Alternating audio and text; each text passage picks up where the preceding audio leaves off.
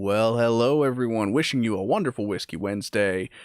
We are back live, Midnight Hatter Live, the weekly variety show where we talk gunpla, hobbies, D&D, all that good stuff.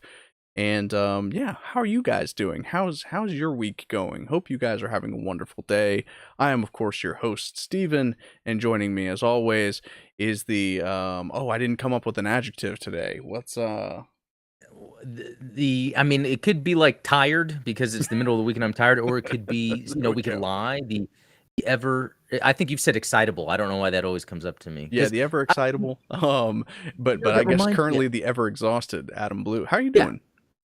no, good, but it reminds me when you've said the ever excitable before. I was watching an interview with Quentin Tarantino, and you know how he is when he talks. And I was like, wait a minute, am I looking at me? Because just the way he is in these interviews, he like talks fast, he's moving his hands Oh around, yeah. and I'm all like, wow, that looks just like me. And Why do you like Gundam so much, Quentin? Because it's so much fun, Jan. now that's good. But also, if he made a Gundam story, that would be, I mean, when it comes to the character interactions, think of that scene when Amuro and Frau were in the bar where um Ambará was. Oh yeah. Think if that was a scene written by Quentin Tarantino. Like where he comes like that would that's his stuff right there. Oh yeah. Oh yeah.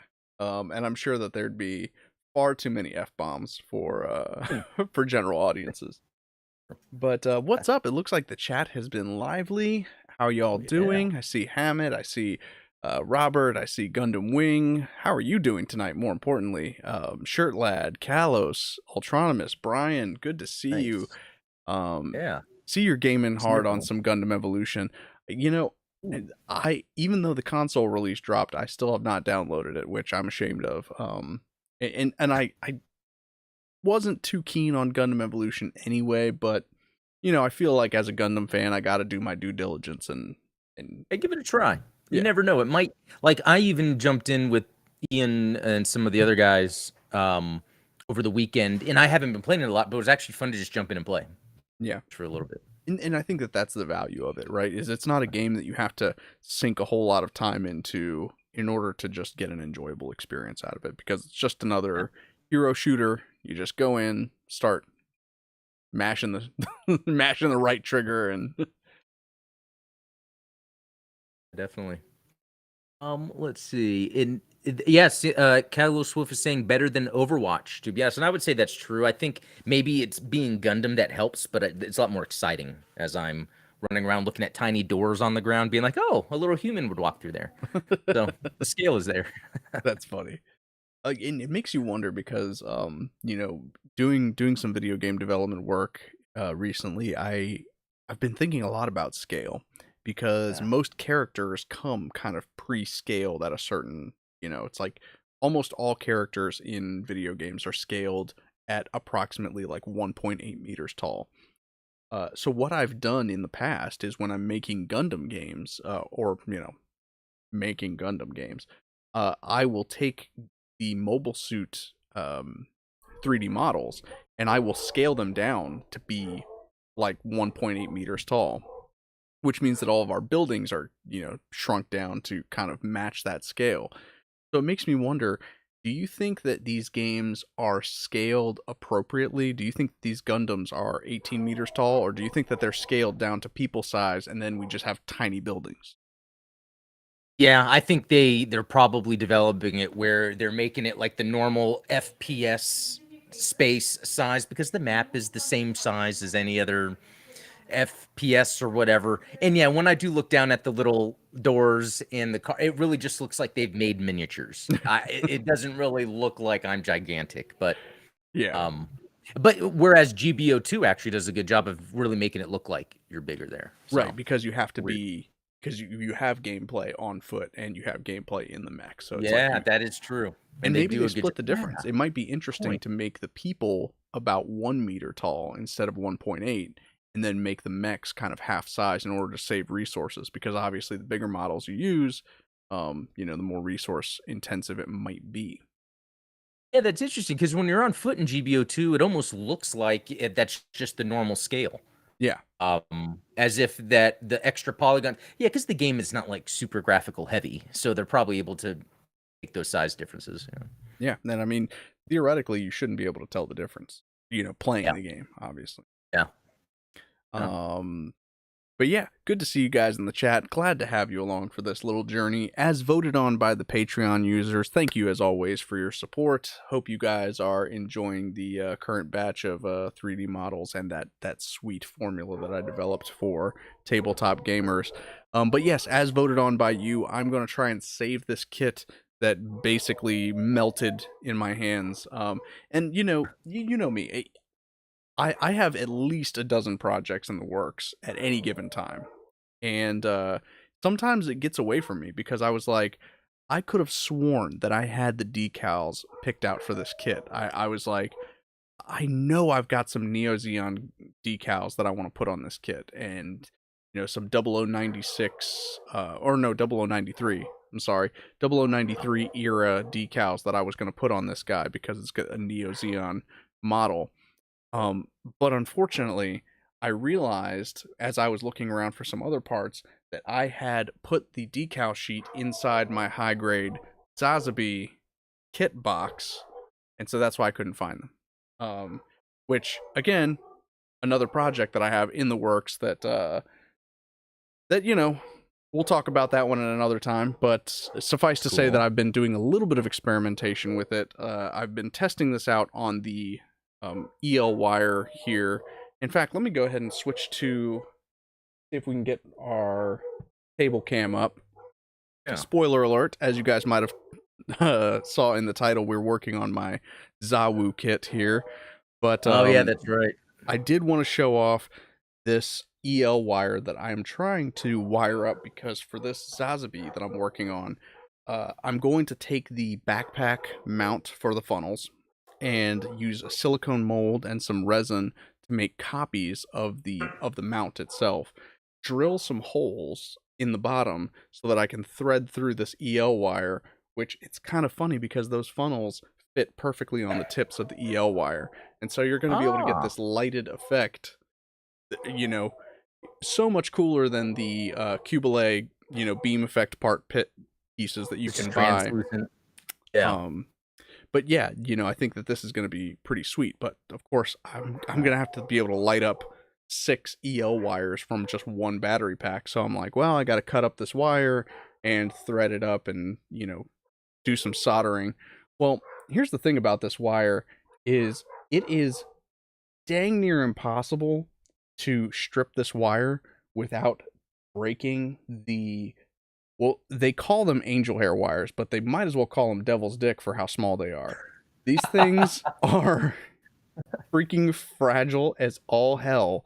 And if it's any indication, here are all of the pieces of this wire that I've cut today trying to get this just trying to get this. So you're trying to strip it down, but it's, I guess, part of it is where the lighting thing is, and so that is what can break because of the way it's made. Yeah, so the way that these EL wires are made is there's actually 2 coatings. There is the color coating, which is the orange bit. That part's actually pretty easy to take off because it's a real soft wire. And then you have this sort of clear wire underneath. The clear wire is much stiffer, so it takes a lot more force to kind of cut and strip it. Now, the problem is that there's 2 wires inside. Well, technically 3. There's 3 wires inside there. There's 2 of these angel hair wires, which are the grounding wires, and then there's a copper wire as the core. The copper wire is coated in phosphorus so that it doesn't come in contact with the other 2 wires, but all 3 of them are so remarkably brittle and thin that the amount of force it takes to cut through this clear sleeve without fail, you are going to break one of these wires. And I even watched a couple of YouTubers working with these wires, and they used some interesting cuts. Let's just put it that way. Oh, It's like, oh, you okay. got to be careful when you're cutting this. This is where people screw up. Jump cut to like, wait, that wire was this long when you started, and now it's this long. So how many times did you cut it down? Wow. Yeah. Hey, well, no, that's cool. I'm glad there's actually videos out there about it anyway, because otherwise you'd probably be really experimenting on like a whole bunch.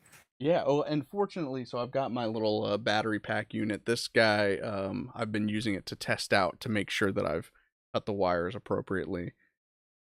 We've Cool. been doing okay so far. So now that I've kind of got the technique down, maybe I will do a little video about this custom that we're making over here. But that's a video for another day. Yeah. Cool. Now, that said, what we're working on this evening is the I'm calling it the AMX-006-K Zawoo Gundam. It's just a kitbash between it's basically a Bawu with a Zeta Gundam head. Let's be real. Um That's cool. That or, is cool though. maybe, or is it, because I've made some quality of life adjustments. As you can see here, on the waist pack, I've moved the wing assembly from the backpack to the waist, so that when it is in nutter mode, giggity, uh, we aren't just looking at a pair of legs flying through space. We actually have some wing units that are on ball joints that can be adjusted to give the flight pack a little bit more, a little bit more kibble, a little bit more something to it. It's not just, like I said, a pair of legs. Yeah. But Um, that's pretty cool. And that reminds me, because I remember the other day someone asked a question about like if you were to design your own mobile suit, what would it be? And I forgot. Yeah, you've been working on this.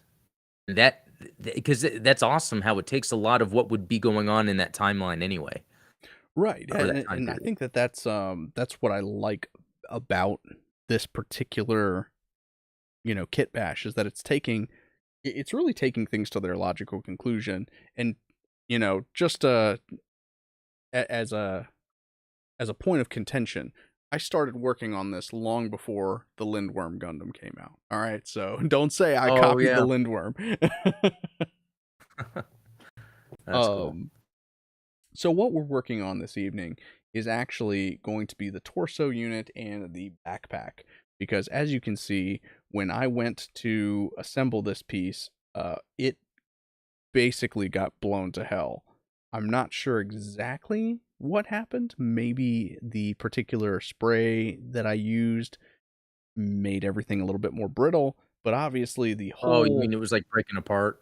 oh Yeah. yeah. I mean, so not only did the peg that this polycap was fastened to break in half, so we've got those two halves of the piece right here, but the well that the polycap is sitting in split in like four places, and I was only able to find three of the missing parts. So I mean, theoretically, I suppose I could come in here and reattach some of these things using some plastic cement, but even if I did that, I would probably be missing a little bit of it.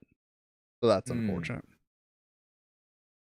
yeah. So, You know, it reminds me sometimes how much magnets are very helpful with things. Like, have you seen a magnetic ball joint where it would be the joint would go into the port, but it would be like a magnet based? Because that seems like that would be a good idea. you know what? That is actually a great idea. And honestly, that's probably a better idea than what I was thinking of doing. Oh, no, because I saw that and that's what came to mind. Because I got this Mezco Predator in the mail. It's something I pre-ordered. I would have canceled it.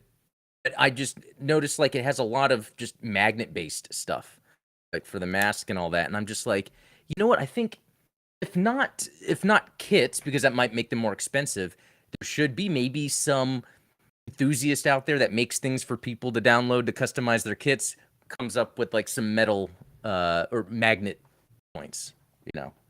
Yeah, Could I be a mean, thing. essentially that's how the hard points work in the Gundam universe, right? Like you know how Zaku's carry extra magazines on their skirt, the pan magazines, or like the Yeah. Gundam carry. Yeah, they've all got hard points. Are Now the that hard you points supposed to be magnetic in that with the technology that's what I always thought. universe? Correct. Hmm, I'm going to turn that'd be it to the something to look chat. up. Chat, let me know if the hard points in Gundam are magnetic connections. I always thought they were, but if they're That would be not, good to know. Yeah, yeah, because the action figures, like especially the robot spirits that have them, sometimes it looks like Swiss cheese. It's like all there's these too many pegs. holes. Yeah, if the idea in the universe, because they have the magnetic coating, I think on most armor anyway. Yeah, Um, well, and yeah, that's in reference to the joints, right? yeah, I don't know. Yeah, But but yeah, like I said, I'm sure the chat will correct us because we can or I'll look it up. I have to always look that rely up. on chat. So let's see. Gundam Evolution feels like they're people sized and added many things to make it look like they're bigger. Yeah. Kalos Wolf agrees. Who knows? Easier to work. Shirtlad says nice. Ultronimus says flexible wings are always dope. I agree. Shirtlad never thought I'd hear Gundam legs and Tarantino in the same stream. Coincidence? I think not. Well, Tarantino's a feet guy, isn't he? Um, Ah, I gotta get my hands on some Zawoo sure. feet. Lucas Garrett, good to see you in the chat, buddy. Oh, Glad hey, you Lucas. made it for another stream. Yeah. So yeah, now that I'm thinking about it, I'm kind of in love with your idea of using magnets for this particular assembly. I think that it's Okay. possible. Really, the only thing that this backpack unit needs to be able to do is pivot upwards, but not. I don't think that it's a fixed transformation because what happens is the obviously the chest part comes forward here, and then we would move this part of the torso back and then drop the head down. So that is how that is supposed to look when it's in um attacker mode. And then oh, had that upside down.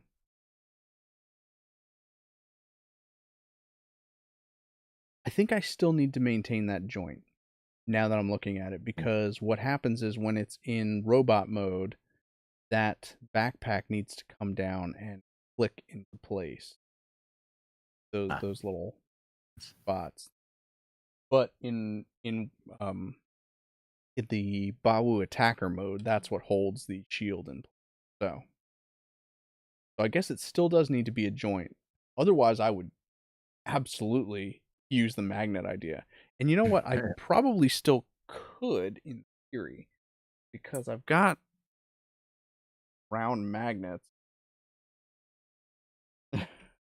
Playing with magnets is always fun. I've got these round magnets that I think if I were to align them on the inside of the joint, they could kind of rotate on an axis. yeah. Yeah.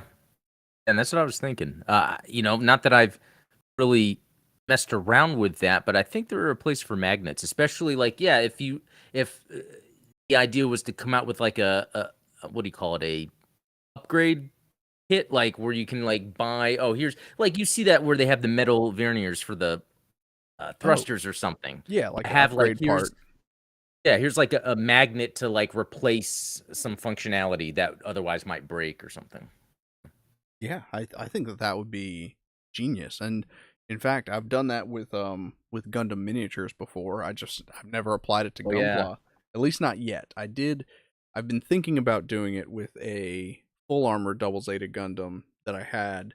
I've been trying to convert the armor plates into magnetic Oh. plates. That way I can Yeah. swap it onto different kits.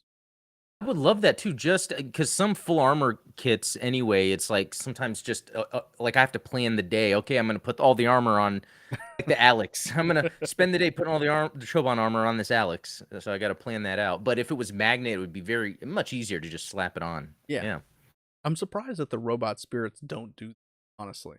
yeah, yeah. I'm Bandai, if you're surprised about listening, robot that. spirits, especially the metal ones.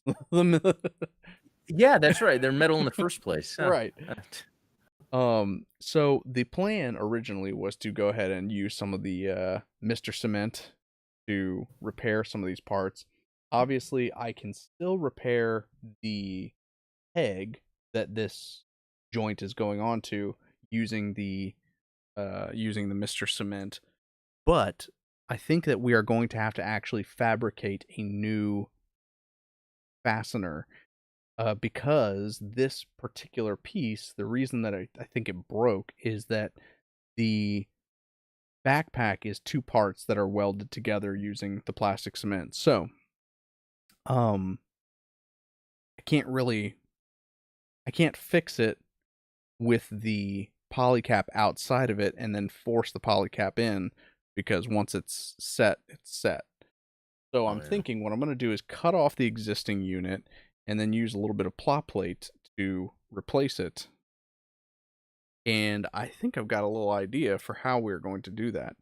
So, first things first, I think we are going to start by reassembling the backpack peg and putting it back on the torso. So, let's take these two parts.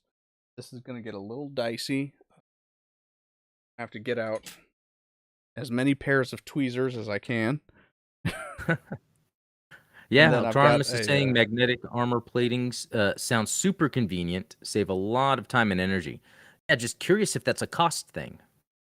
If there's a cost thing associated with magnets and why we don't see them as much. oh yeah, I mean they are pretty expensive. These magnets that I've been working on, these magnets that I have, those guys were a little more expensive than these are the magnets that I use for miniatures. And oh, I see that there's a bot in the chat. Good to see you. 01101001. Hope you got that one. Um so these are the magnets that I use for miniatures. As you can see, they are 1 millimeter in diameter, but they're still pretty powerful. And these guys I got on Amazon for, you know, maybe $5. So you can find some powerful rare earth magnets online, and they come in a R- variety of Rare earth? sizes. What does that refer to? I'm not familiar with rare earth. I guess That that just is what they are made of. Is they're made of some type of rare earth metal. does that mean that it's probably gonna have a better magnet Yeah, magnetization? stronger magnetic pull. But I've noticed that even with these guys, these guys were a little bit more expensive. I actually picked them up at the Container Store. Which if you guys have not heard of the Container Store, you're missing out. I've heard of it. It sounds like a good idea. If It I like sounds storing dumb, things. but like once you've gone to the Container Store and you see like, oh, there's so many shelves and so many boxes that I could use to put things in. They have display cases that would look beautiful with Gundams. And then you realize that all of their display cases are like $85, and you're like, no. um, Yeah. but Yeah. but yeah, I mean these guys, they tend to lose their magnetism, whatever you want to call it. They Mm, lose a little bit of pull over time. So okay. something to bear in mind with those magnets, especially Yeah. the smaller you go, the faster they tend to lose their charge. Interesting. Okay. So, with this guy, I'm going to apply a little bit of this cement to this peg and try to use these tweezers to delicately put them together before I use a little clamp to hold it in place while it sets. And it's so unfortunate because as you can tell, I even hit it with top coat before it disintegrated. Mm. So I'm not even sure So whether it was the top coat. What is because it, and so that's really what spurred this whole thing was just randomly this custom broke. Yeah, I was getting ready to apply decals to it, assembling it, and Yeah. all of a sudden turned into, you know, Hmm.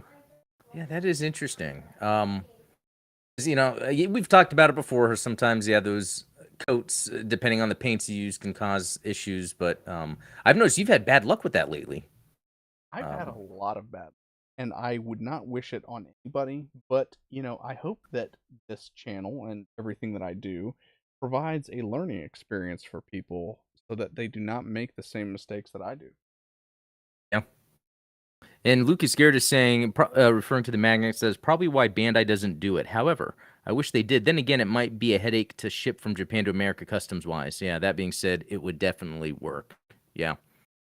Yeah, that could be, they have high grade, master grade, perfect grade. What if they made Magnet grade. like yeah, magnet grade? Okay. That's a good one. I was trying to figure out. But yeah, that would be pretty cool because yeah, even with your miniatures you were talking about how like even if it was one of your STLs, if someone, from your Patreon downloaded any of those minis, printed it, you could technically take off the arms, apply magnets, and then just shape it. Almost like out of an action figure. Yeah, well, and that's something that I've done with some of my own miniatures. I think showed off the Ifrit. I actually have a whole set of 3D printed minis that I've made that all have magnetic shoulder joints, and then with the Mudrock Gundam in particular, it has a magnetic backpack because I had a hard time painting it with the shoulder cannon in place. By the way, thank you for the follow on Twitch, Dan Vince. Good to see you in Oh yeah. chat. Oh, Dan Vince. Nice to see you. So speaking of brittle and uh and paint and Part one flying. plastic, I think that's it right there. that's Oh, that is we have in 4 pieces peg joint for wow. the backpack. All right. Well, that limits Time to our options improvise. a little bit. um I think that we can probably still make this work. Okay. However, This is becoming exciting. right. Whenever they throw a curveball at us. And honestly, it's one of those things where I'm starting to think like, man, I could probably just 3D print new to fix Ooh. this, but honestly, I don't want to be one of those guys that 3D prints his way out of every problem. You Yeah, know, you mentioned that before, and I get that. It's kind of fun to have the official stuff to see if you can make it work. yeah, it's you can't 3D print happiness. So you might as Hmm. well try to make it work with what you've got. So I think that said, we're going to have to instead make a pla plate plug here, and we're also going to have to make a pla plate box essentially for the polycap to sit in here. So Wow, that's cool. um with that said, I think we should go ahead and use this little hobby saw to take off the remnants of this peg so that we have a flat surface to work on. Okay, and hopes and prayers for your fingers. Kind of I scared of appreciate razors or that. little sharp objects. But so then that's amazing because then you're just gonna use the plot plate to create a box, and all you got to do is measure pieces as you're cutting it, slap it together, and then eventually paint it. But that's pretty cool. Fortunately, we do have a lot of this paint to go around. Honestly, I was worried because I was like, well, am I ever really going to use this particular shade of navy blue again? Probably not. But let's It go looks good ahead, though. measure out exactly, hey, with our handy dandy micrometer or digital calipers, whatever you would prefer to call them. We're going to make 7.1 millimeter box. So Uh, Calvin Swift says, "Once we can 3D print cat girls, then we can 3D print happiness." Okay, I'm really gonna get that 3D printer out now. yeah, when is Elon Musk gonna buy a 3D Yeah, print company instead of instead of Twitter? yeah, exactly. He promised us cat girls. And I want to say like Earl Grey, hot, and, and then it's there. Yeah. One Where day. are the replicators? Yeah. Hmm. And that opens up a bunch of questions. If it gets to a point where a replicator can make any type of food, some food is like organic, like Mm-hmm. then that means you could like replicate a being. What if it has no consciousness? What if you're like, yeah, computer replicate this, and some sicko replicates something, and then it's a the consciousness wouldn't be there. This is opening up a whole that's opening up a box that is not for the polycap. So we'll stick to the polycap box for No, now. certainly not. Well, and oh man, we could go down a rabbit hole with that because like Yeah, that's interesting. We'll have to talk about that later because that's something absolutely. I thought about. You, Then yeah, Lucas Garrett is saying it's more fun to MacGyver your way out of Gunpla bill problems. Yeah, yeah, totally. There's agreed, fun to it. 100%. Um, I don't even know. Oh, okay, cool. So the camera is picking up at least Yeah. what I'm cutting here. I want to make sure that I'm not just cutting off screen. Um, might be out of And then focus though. yeah, okay, yeah, there you go. Yeah, and then Ultronimus is saying that's why things were so peaceful. LOL, replicators can do it all.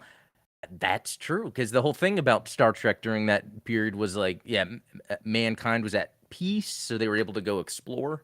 It's got to be it. Yeah. It just kind of reminds me of Guardians of the Galaxy when Star Lord says, "I'm gonna make some weird shit." You know that there are people in the Star Trek universe that are out there using replicators to make some weird shit. Oh yeah. Oh yeah. All right, so that is 3. I thought I had 4. Sure.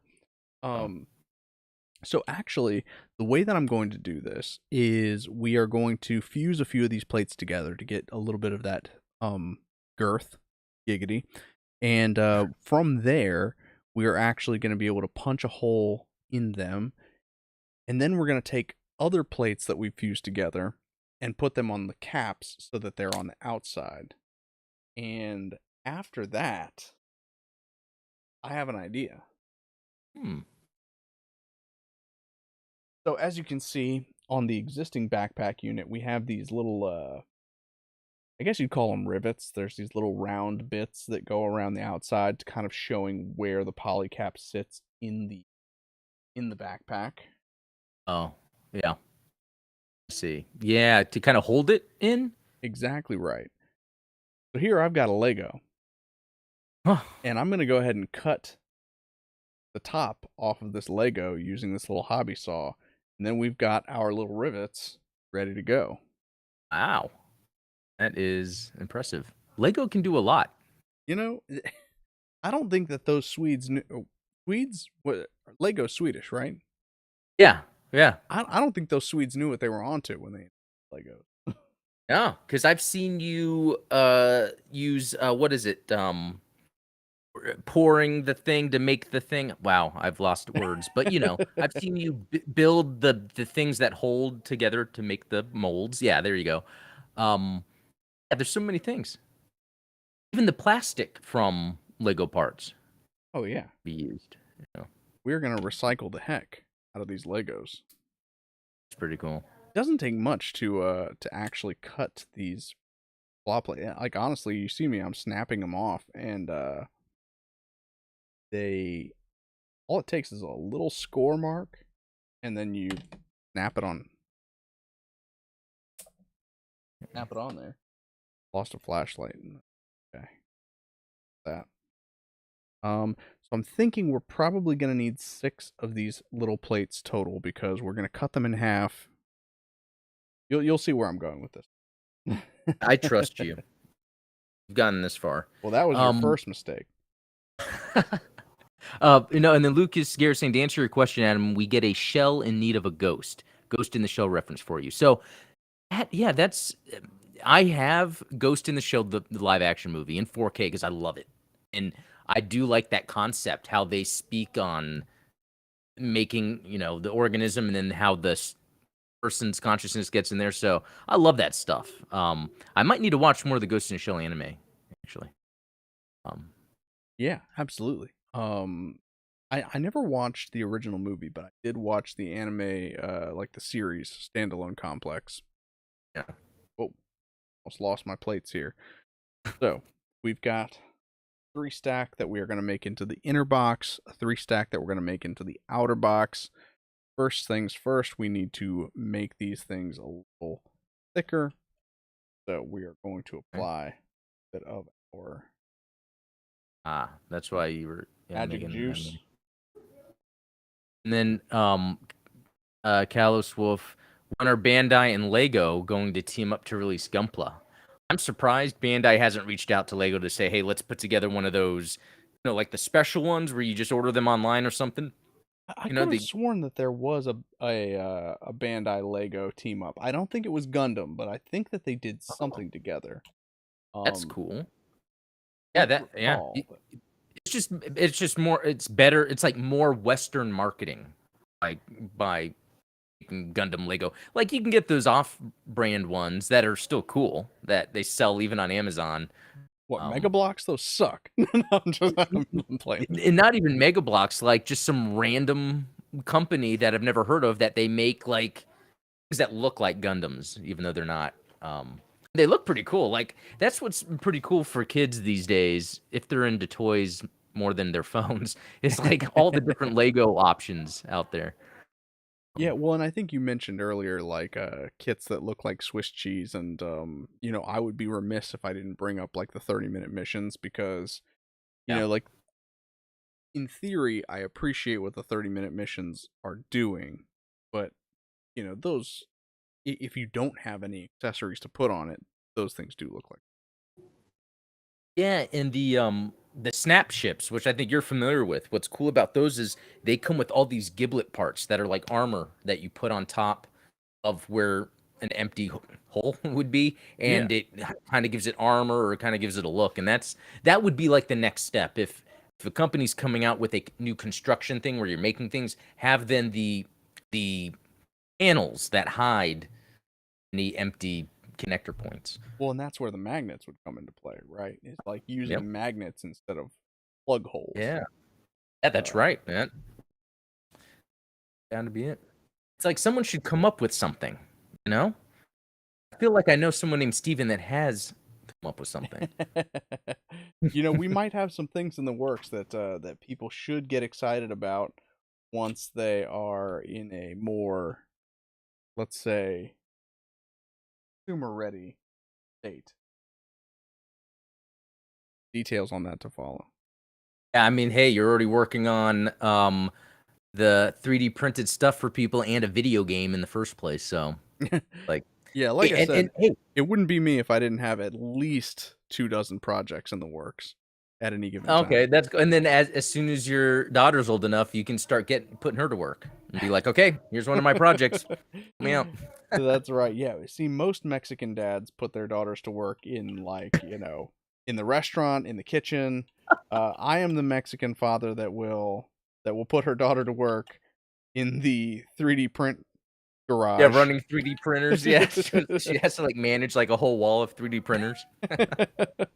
You see, with like gloves and the eye goggles, like pouring in the solution in the mix.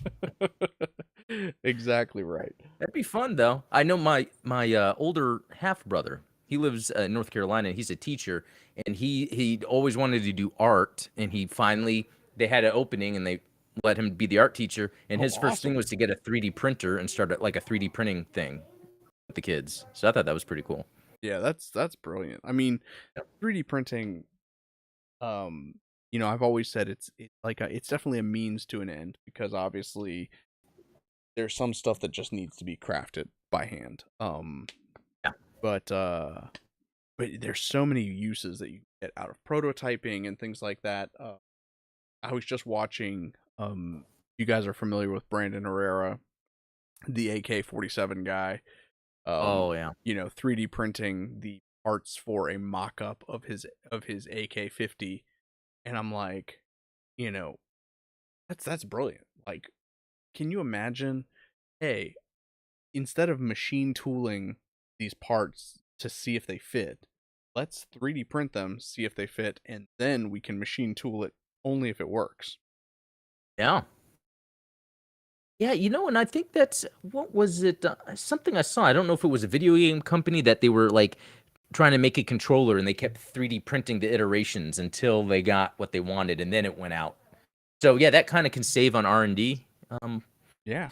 And then some cool comments here, Lucas Garrett. When you get the chance, watch Standalone Complex. Okay, I think that's what you mentioned. Season 1 and 2, Yes. Adam. We are heading to that world and we'll probably be there in 50 years' time. Okay, I'm gonna have to check that out. I And think then we'd probably be there in less than that, honestly.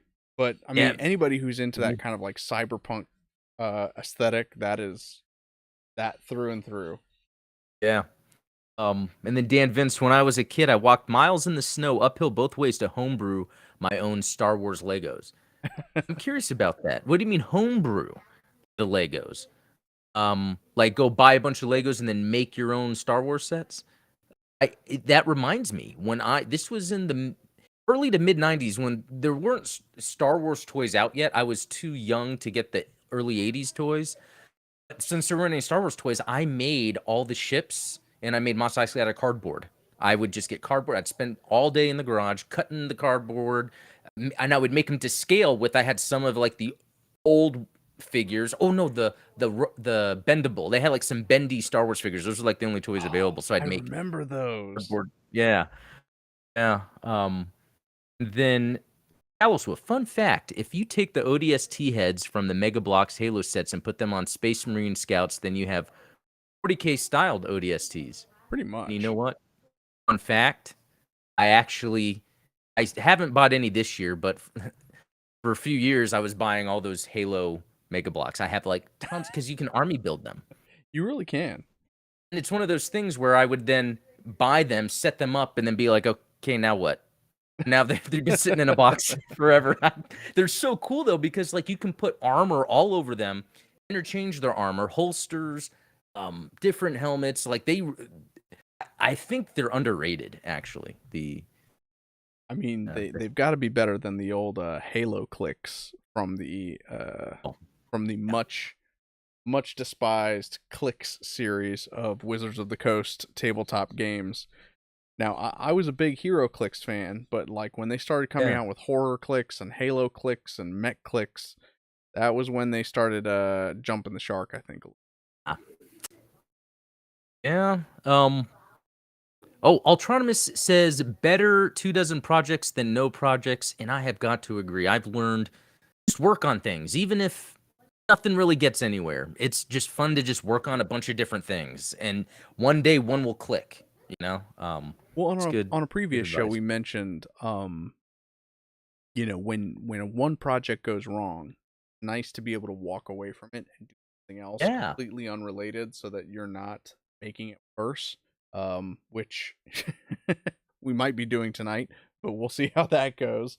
Uh, you know, I think that there's value in having maybe 2 to 3 projects that you're working on at any given time, or um Jake Parker always describes it as having a product, not a project, because projects can be ongoing. Projects can have no end date. Projects can, you can always be working on a project. But if you have a product, then you have an end date in mind. You have a finished goal. You have this is when this is done. And having that as a goalpost for you to hit makes it easier for you to visualize that finish line. Um, you know, that's good. if you think of it, there's a reason that like running a 10K is easier than running a marathon, is because sometimes, when you're, especially like if it's one of those cross country style marathons and not like one that's contained within a course or like a track or a city or something like that, you don't know when the finish line is. And if you don't have checkpoints along the way to tell you what mile marker you're at, you have no idea when you hit the end. And it's going to be a 4-hour trek. Whereas, like with a 10K, you know that within 30, 40, an hour, I'm trying to account for pace times, obviously. Yeah. Most people can run a 10K in about 40 minutes, right? So, like, that within 40 minutes, you're going to hit the end of it. Yeah, that's pretty good. That is kind of similar. And then something else Dan said, and I really, I can't even think of words today.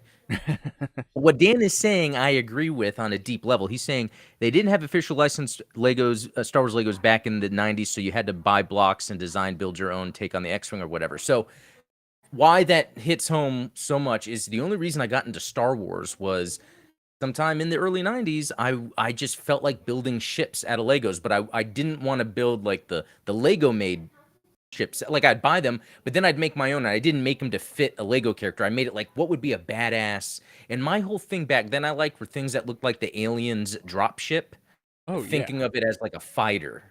And I would design things that way, almost helicopter like. So then one day I was like, man, I need more inspiration. So I was like, I know my dad has this VHS tape where these people are flying and battling in space, and sure enough, it was Return of the Jedi, and that's kind of what started that whole thing. Yeah, that's pretty cool. Oh, Yeah. Zeonic Shadow, good to see you. Now you know what they did have in the night? They had these little die cast ships. So I think until I was from like the ages of maybe 5 till 12, I used to have a tiny die cast metal Millennium Falcon and die cast metal Slave One. And I would run around the house just like like oh man, those were the days. What do you know what brand that was? I don't know. It had to have been Hasbro, right? Like but at the time I don't think Hasbro had the Yeah, license to do Star it Wars didn't stuff. have it. So it might have Or been Kenner or Hot Wheels, something like that. you know what? I want to say maybe Hasbro had just gotten it, but they were still making it called, or it was still under the Kenner label. But Mm. because I remember there was the Star Wars Micro Machines right before the action figures, but those weren't die cast. Um, but yeah, like Galoob or I think that might have been the Micro Machines. Yeah. That's pretty cool. Yeah, I mean they I'm were sure pretty someone. small scale, if I remember correctly. Um, Now I do remember the Micro Machines ones. Those annoyed me because the Millennium Falcon was made out of a soft kind of a rubbery plastic. And so I remember that the front two kind of prongs of the ship always bent up, and I would constantly be like pulling them down and trying to make it look straight. Uh, Uh, that's funny. Uh, that's so let's cool. see. So we've got our two sort of blocks in place here. I'm going to go ahead and cut them in half. And then what we're going to do is measure out the diameter of the polycap hole or the polycap peg. And we're going to basically drill a hole that is 2.8 millimeters in diameter so that it can fit in that slot. So how do you then find a tool for that? So I'm thinking I'm probably just going to use a hobby knife, start Uh, it to kind of get a pilot hole going. I have some drill bit heads around here I can kind of noodle with, but how it goes. Eh. But yeah, like I said, first things first, we are going to want to cut this in so that we have basically a square.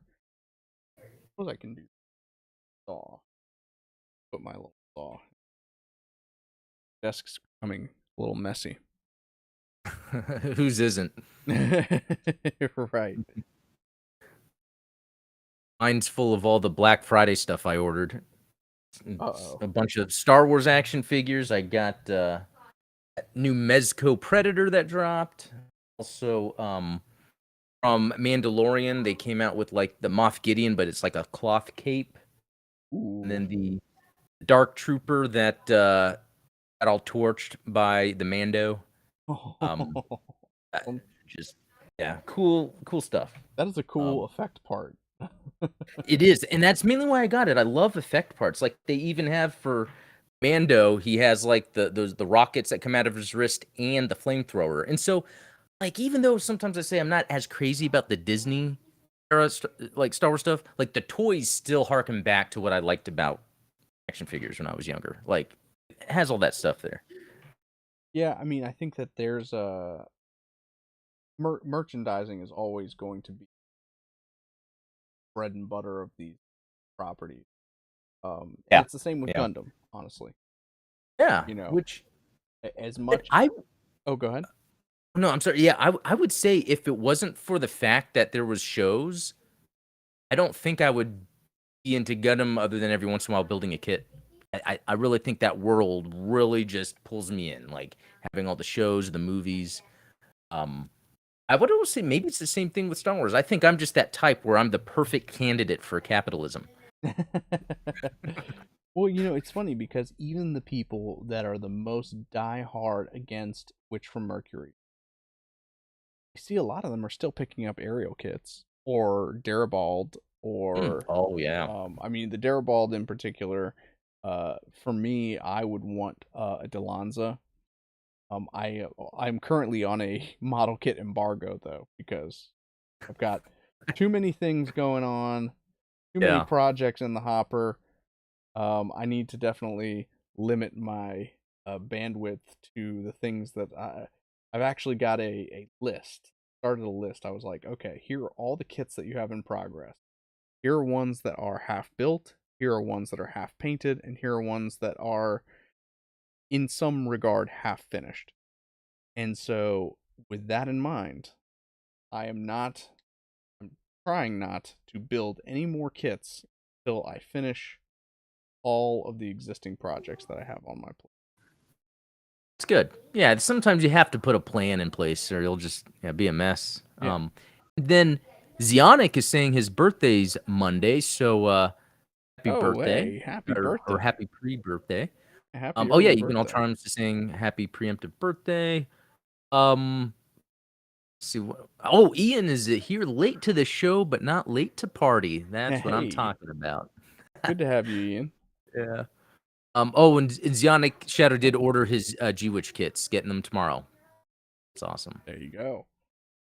Yeah, I mean, like I said, I haven't ordered any yet. I probably won't until the new year, at the earliest.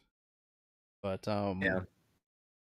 the only, yeah, actually, come to think of it, the only outstanding pre-order that I have is for the Master Grade Zeta Verka, and Nice. that's, I mean, come on, it's March or me. something. Yeah, I don't I have some things pre-ordered. Um I think there's some P Bandai stuff. I just don't remember. And I have a lot of those GMG, the Mega House like action figures, like Oh there's a yeah, Sayla figure I pre-ordered, the Federation pilots. So sometimes yeah, when I have things pre-ordered, then I'm like, I shouldn't buy much.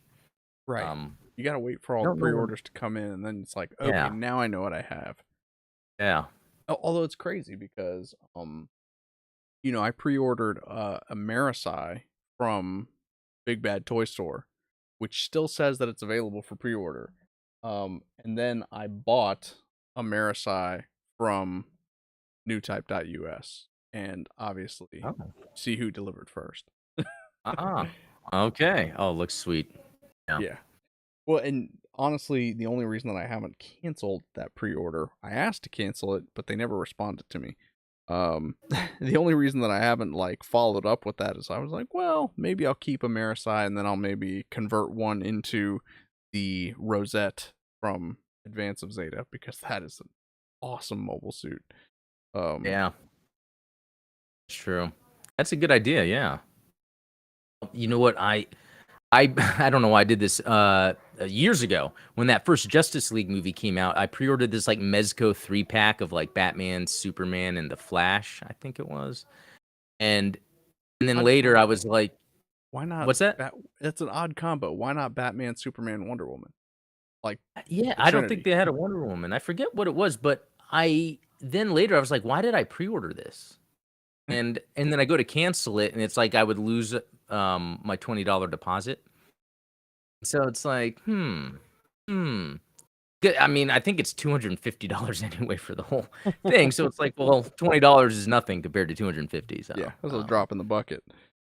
yeah, I have to say though, as much as I enjoy doing my my pre-ordering, I have to tell a story about why I don't like pre-order culture. yeah. Um, so back in college, and I might be aging myself a little bit here, but back in college when The Elder Scrolls 4 Oblivion came out, I went to GameStop around the corner from my dorm, and I said, "Hey, you know, do you have any copies of Oblivion in stock?" And the guy went on this 7 to 8 minute rant about why people need to pre-order games and we don't have it in stock because, I didn't pre-order it, and so I was a schmuck for not doing so. And I said, "All right, I apologize. I will not make that mistake again." Now, the nice thing about my town is that there was actually a GameStop that was literally 3 blocks away. So I Oh, walked to the other GameStop, nice. and, wouldn't you know it, 3 copies of Elder Scrolls 4: Oblivion sitting on the shelf. And I was like, Oh "Man, my god. if you had spent 30 seconds of the 8-minute rant that you gave me about why I should have pre-ordered it, maybe just calling the next store and saying, 'Hey, do you have any copies?' You probably could have saved a sale." But instead, Yeah. um, I didn't buy it on principle. I was like, "Man, screw GameStop."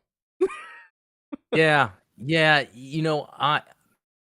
The pre-order thing is weird. Like I used to pre-order if I knew I would get something for it. And Yeah, then when they for a give you the pre-order while, perks. yeah, you get a pre-order perk. And then for a while, some stores were doing it like you get $10 off if you pre-order it. Mhm. Um, But now I it's think like the even Amazon did pre-orders are that for a more while. expensive. Yeah. And then now what it is, and I will only pre-order if it's like you actually you can have the game preloaded. Yes. So I usually won't pre-order a game unless it's like I'm it's something like, well, I want yeah, it will be like the day before, 2 days before. It's like, okay, I can't wait to play this. It'll be available at like 7 p.m. So I'm gonna preload it. But other than that, yeah. Yeah. Yeah, Um, pre-ordering doesn't make sense. Unless they were to like word it differently, and it's like you're not pre-ordering, but it's like a like I a don't know if this makes reservation. sense. Yeah, or like a and maybe this would only be for like indie publishers, but like a pre-support in a way. There It's you almost go. like this kind of helps them, and maybe it could be transparent to everyone how this game is doing to kind of for future content or something. I don't know. I don't know. Well, I mean, Um, having some experience like from doing a little bit of work in comic book shops and stuff like that, I understand how pre-orders and like adding things to your pull list affect what the comic book shop will order, right? Because yeah, they will that's yeah, only order a certain number of books based on how many people are, you know, subscribing to the previews. But there's no down payment or deposit that you have to put down on that. Like I remember like our local comic book shop, I had a pull list and it's like I didn't pay for anything until I actually came in and bought it. And if there was something in the pull list that like maybe I changed my mind about, I would just say, "Hey, I don't want this book anymore. No harm, no foul." Um of course, there were some things that, like, I would just forget to remove from my pull list. I think I have, like, 40 issues of DMZ, the Demilitarized Zone, that I don't think I ever read any of those books, but oh they were always on my pull list, and so yeah. It reminds me of like what a lot of companies are doing now, like Hasbro Pulse. Um, they sell a bunch, Transformers, Star Wars, a bunch of other stuff. They sometimes do the HasLab, where it's like Kickstarter, Yep. where it's funds. But they also have other things like, for instance, they exclusively were selling Jabba's Palace that anyone could pre-order it, and it comes out next fall. It's $250, which is a lot, but Oh, you not for the don't whole pay for palace. it right then. It's like they're wanting to see how many people are interested, and that's actually pretty interesting because they didn't charge me. They're not charging until they ship, which is pretty interesting. That's like a cool way to get people to want it. But I wonder if like they think, okay, there's going to be a percentage of people that will then a card will decline or they won't buy it or something. You know, um, And honestly, a lot of that stuff works out in the dealer's favor because, like, for instance, here's a fine example. The P Bandai Ifrit Noct high grade Universal Century kit. Even the reissue of this kit, pre-order it for $30. You go and try to buy it now and it's like 75. And ah, so if yeah. you were to say, "Hey, I know that there's going to be at least 25 people that back out of it." That's 25 kits that you have on hand that you can flip for double the price. Yeah, so that is a good point then. Yeah. But, like you said, with P Bandai, that it's different because the money's taken up front. But like with Yeah, Kickstarter, that is Kickstarter doesn't charge you until the product ships, right? Like, order. Even on Hasbro Pulse, they do it like that. But with P Bandai, there are some times where it's like they have something for sale at the moment, and it's like, well, I can't pre-order it because I would have to. I didn't budget $180 to spend all of a sudden. So, um, Who but does? I've noticed using Ami Ami and Mandarake, however you pronounce it, I have been able to get these P Bandais at a decent price. But I'm usually looking for Robot Spirit stuff, which I think maybe has different aftermarket sale values compared to Gundam or Gunpla. So, Oh you know. yeah, for sure. I mean, there's a it's a different type of collector, I think. And I don't know. Yeah, it makes me wonder why I don't just collect robot spirits for how awful I am at building Gunpla. Yeah, I think for me, it's like the old action figure thing is why I like Robot Spirits. They're action figures. And Gunpla for me, that's like a different. Oh, but that looks good. Yeah, so we're Dang. working our way onto it. I am gonna end up coming in and beveling off these corners so that they're not as harsh. But basically, this is the idea: is we've got our holes drilled into these inner pieces, which maybe I went a little too crazy with it. I probably didn't need to make them that thick, but you know. And so basically, once I hit the diameter that I'm looking for, I will be able to mount uh my polycap in between the two of them. And with that, I will be able to then mount it on the peg back here, and hopefully we will be able to fuse that to our broken backpack once I saw off the existing assembly. Um, Oh, Now yeah, that's again to looking good. mention some of those things, like I said, uh, learn from my mistakes. Do I have my can around? I don't. So yeah, that top coat that I'm such a fan of, for whatever reason, you can probably see this in the stream. The inside of it, I got a little rubbing alcohol on there, and for whatever reason, the top coat that I use reacts to rubbing alcohol by turning bright white, and there is no way to get rid of it. Um, Yeah, which I never strange. noticed on white parts of kits, like if I'm spray painting a Zeta Gundam or a Granddaddy Gundam. But now that I've been working on a lot of Xeon kits lately, I have like white stains on a lot of these kits, and so got to be careful with Yeah, isopropyl alcohol. good to know. Adam, I think we need to have a chat with Steven as to why Robot Spirits is the reason he should turn to the dark side. Oof, indeed. Yeah, Kalos, big Yeah, I oof. know. Um, and yes, Dan, I totally agree with that. I only kickstart people I think are reliable, and I think that Yeah. that's there's so many hucksters out there, and you have not been following someone for a while. I've only backed maybe 2 or 3 Kickstarters, but I always have been following that creator either like on YouTube or on Instagram, and I know that their product is something that I like. Like I like Jake Parker, so I pre-ordered Jake Parker book on Kickstarter. I knew he was going to Oh. deliver. Not like Yeah, and um I kickstarted the Spawn McFarlane Spawn 3-pack, which was totally worth it. That was yeah. a low price, and I even sold then the artist proof and made more than I paid to get it in the first place. So Look at worked you. out. Stonks. Yeah, yeah, um Dan, yes, Vallejo paints are way I like to go. I haven't tried the Reaper paints personally, but and I have tried the as far as enamels go, I've used the testers. Problem with that is that it also reacts negatively to the top coat that I like to use, and so I painted this. It was actually this Zeta back here. I painted the wings on that Zeta using the enamel paints, and I went to top mm. coat it, and the enamel paint just like melted off of it. I'm like, what? Um, Yeah. There's always something.